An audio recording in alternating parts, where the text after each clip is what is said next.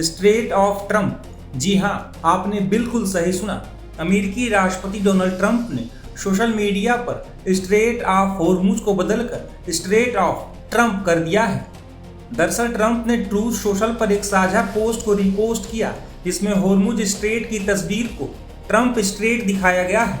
हालांकि जिस यूजर की पोस्ट को ट्रंप ने रिपोस्ट किया है वो पोस्ट नहीं दिख रही है। हालांकि देखते ही देखते ट्रंप की ये पोस्ट वायरल हो गई। अब ट्रंप की इस पोस्ट पर ईरान भड़क सकता है और ये विवाद और ज्यादा गहरा सकता है। जिस तरह से दोनों देशों के बीच हो रही बातचीत पटरी से उतर गई है, उससे पश्चिम एशिया में जंग के बादल एक बार फिर मंडराने लगे हैं। ईरान और अमेरिका के बीच सीज फायर जारी है, लेकिन दोनों पक्षों में गतिरोध खत्म होता नहीं दिख रहा।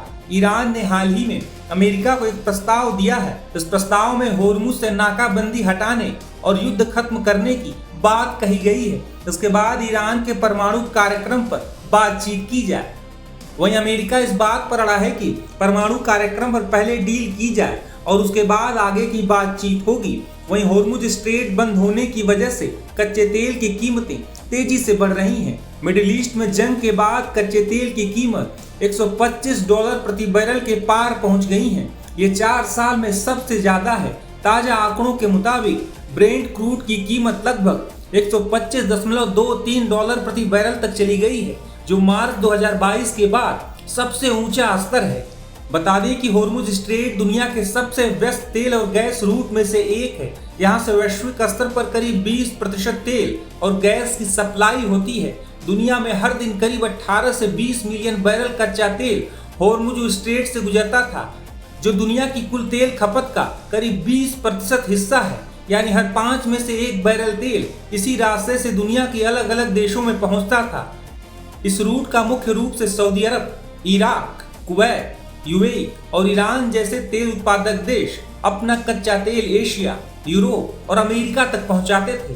वहीं ट्रंप ने हॉर्मुज स्ट्रेट में अमेरिका की तरफ से की गई नाकाबंदी को लेकर भी बड़ा बयान दिया है। एक सवाल का जवाब देते हुए ट्रंप ने क्या कहा, सुनिए। यह नाकाबंदी बहुत शानदार है, ठीक है, यह पूरी तरह से 100% असरदार साबित हुई है। इससे पता चलता है कि हमारी नौसेना कितनी मजबूत है। मैं आपको बता सकता हूँ, अब कोई भी खेल नहीं खेलेगा। हमारे पास दुनिया की सबसे बड़ी और सबसे ताकतवर सेना है और मैंने अपने पहले कार्यकाल में इसका बहुत बड़ा हिस्सा तैयार किया।